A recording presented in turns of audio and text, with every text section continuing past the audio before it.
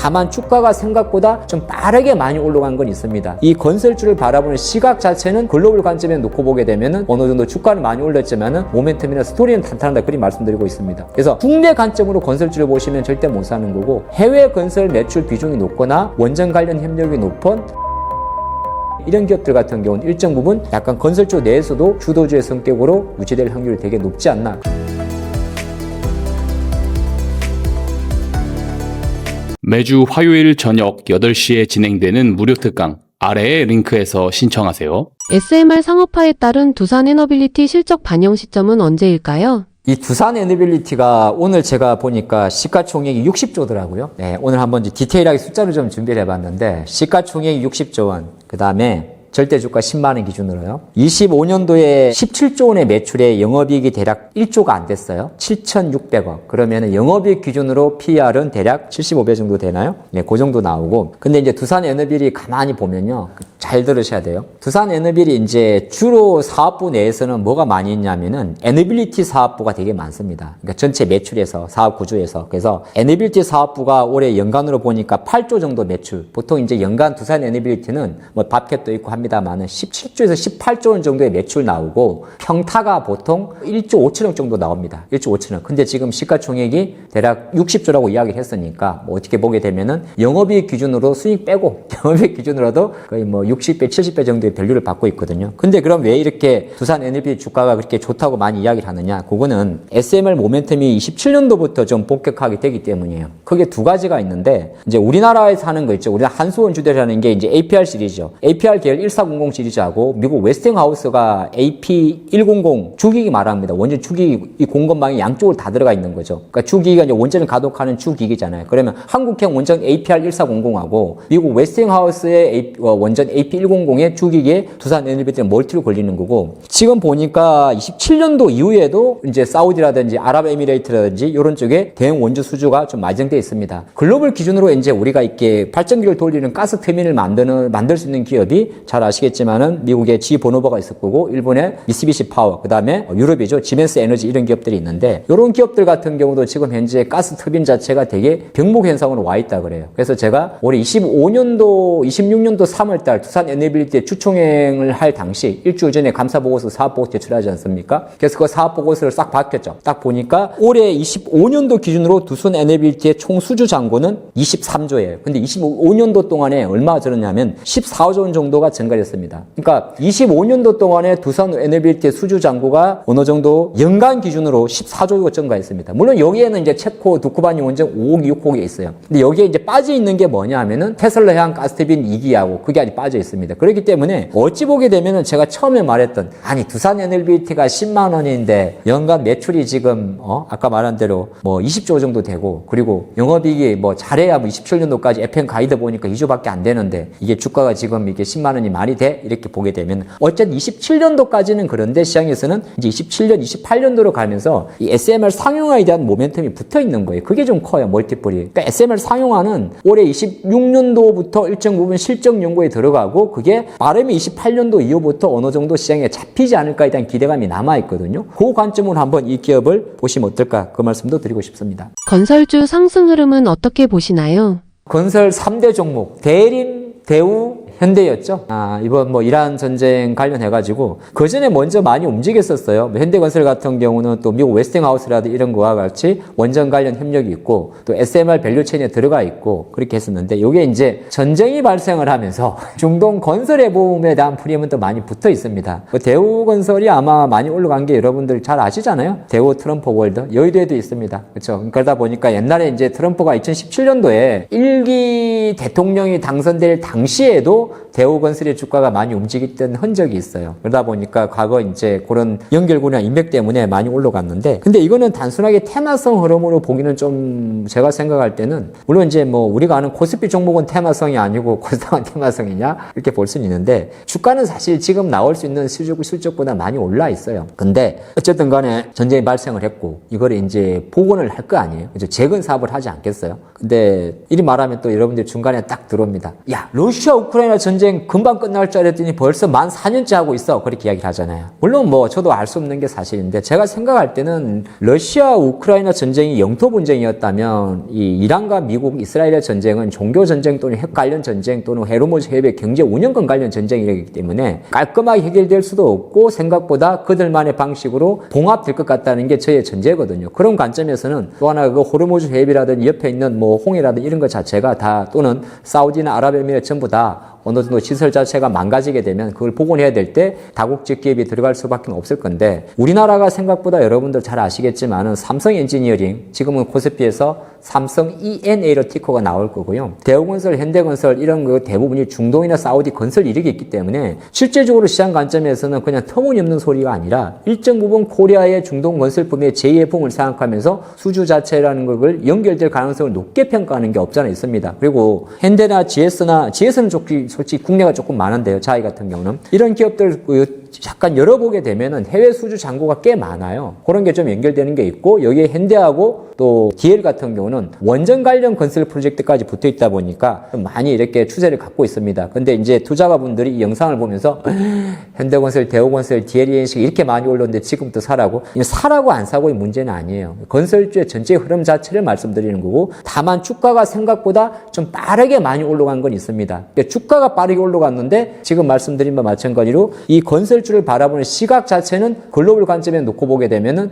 어느 정도 주가는 많이 올렸지만은 모멘텀이나 스토리는 탄탄하다 그리 말씀드리고 있습니다. 그래서 국내 관점으로 건설주를 보시면 절대 못 사는 거고 근데 국내 건설주는 이제 보통 토목이나 이쪽 빼야 되고 해외 건설 매출 비중이 높거나 원전 관련 협력이 높은 뭐 현대, 대우, 대림 이런 기업들 같은 경우는 일정 부분 약간 건설주 내에서도 주도주의 성격으로 유지될 확률이 되게 높지 않나 그렇게 보고 있습니다. ESS 수요 확대가 실제 시장 성장으로 이어지고 있나요? 중국은 그렇습니다. 한국하고 중국하고는 확실히 구분하셔야 되는데 중국 같은 경우는 사실 우리가 많이 이야기를 했잖아요. 탄산 리튬의 선물 가격의 가장 결정적 배경은 중국 데이터 센터 투자 확대에 따른 중국 ESS 수요 확대라고. 그래서 중국이 직간접적으로 미국과의 AI 전쟁을 감안했을 때 ESS에 대한 부분을 정책적으로 강화하는 부분이 있는 거고 그러한 부분을 강화하는 관점에서 리튬의 어떤 수요 자체가 늘어나는 흐름이 있는 거거든요. 근데 한국이나 글로벌 같은 경우는 생각보다 긴 시차를 좀 갖고 있는 게 사실인데 그럼에도 불구하고 최근에 뭐 LNF라든지 SK 같은 경우는 조금 더 공격적으로 ESS 투자에 대한 박차를 조금 가하고 있는 게 사실입니다. 그도 그런 것이 왜 그러냐면은 자, ESS의 수요처가 어떻게 보게 되면 간단히 볼 땐 데이터 센터에 들어가죠. 그렇게 볼 수 있겠죠. 근데 그거보다 확대를 하게 되면 데이터 센터에 들어가고 가장 이제 쉽게 설명드릴 수 있는 게 풍력과 태양광에는 바로 들어갑니다. 그러니까 가정용이 있고 산업용이 있고 에너지원이 있을 건데 가정용은 뭐 집에 태양광 판넬이 하는 거고 되는 거고요. 에너지 저장 장치잖아요. 그러니까 에너지가 실제적으로 발전을 통해 가지고 일시적으로 저장해 두는 거. 그래서 에너지가 전기료가 옆으로 샌다든지 힘들게 전기를 모아놨는데 옆으로 새면 안 돼. 누수되면 안 되는 거죠. 물로 치면. 그런 걸 집진하는 거기 때문에 집지는 관점에서는 다른 뭐 원자력이나 아니면 화력이나 LNG 쪽은 별 상관이 없고 오히려 뭐 예를 들어서 풍력이나 태양광을 통한 에너지 저장 장치의 수요는 되게 커져갈 수밖에 없는 거거든요. 그런데 이게 어떻게 보게 되면은 다시 고유화로 인해서 불을 지폈다는 거죠. 그게 이제 부차적인 거고 물론 메인은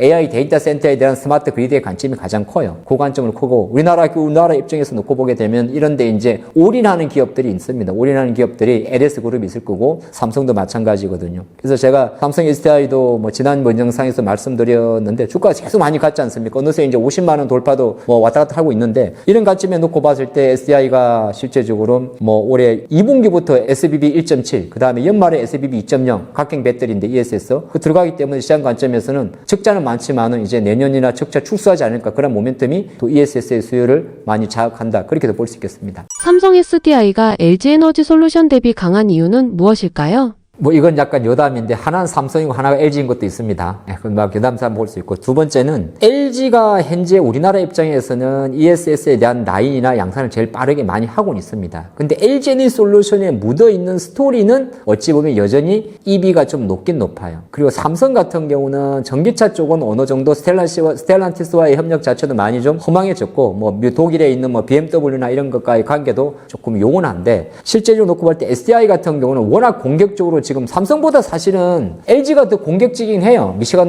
미시간입니까? 미국에서도 마찬가지고. 근데 LG나 삼성에서 주가가 강한 이유는 딴 게 아니라 삼성이기 때문에 조금 강한 것도 없잖아 있어요. 각행 배터리 말이죠. LG도 뭐 배터리 안 하는 건 아닌데 전체 뉘앙스를 보게 되면은 SDI는 전기차보다는 일단 ESS용 배터리 올인하겠다 그렇게 보는 거고, 근데 LG가 갖고 있는 글로벌 파트너 라인하고 SDI 갖고 있는 라인이 조금 틀려요. 뭐냐면 LG 같은 경우는 ESS 배터리 들어가면 테슬라와 협력이 좀 많죠. 그걸 가지고 이제 강봉에 푸는 거고, 현대차와 협력도 초반 같은 경우는 LG 같은 경우는 로봇 같은 경우는 현대차랑 들어가는데 이게 좀 커지거나 가게 되면 SDI와 현대차의 공생도 꽤 큰 흐름이 있습니다. 그러다 보니까 시장 관점에서는 뭐 여러 가지 복합적으로 아직 SDI에 대해서 멀티플을 좀 많이 주는 거고, LG 에너지솔루션의 시가총액하고 SDI 시가총액에서 차이도 없지 않아 있을 수가 있습니다. 둘 다 이제 배터리 부분에서 적자가 나는 것은 사실인데, 시장은 이제 삼성이 그룹이 갖고 있는 약간 프리미엄 자체가 SDI 많이 붙어 있어. 시장은 SDI는 작년에도 적자였잖아요. LG는 이제 1분기, 2분기 적자 갔다가 3분기부터 AMPC 덜 받으면서 적자 났단 말이에요. 4분기 2천억 적자 났고 올해 1분기도 적자 났단 말이에요. SDI는 원래 적자였어요. 원래 적자이기 때문에 이제 어느 정도 앞으로 좋아질 수 있지 않을까 그런 게 나왔고, 지금 내용은 이제 제가 방송 나오기 전에 한번 나온 이야기인데, 삼성의 SDI가 그럼 ESS만 하느냐? 꼭 그렇지도 않습니다. 다시 이제 전기차 쪽도 조금 더 아직 설이기 때문에 공식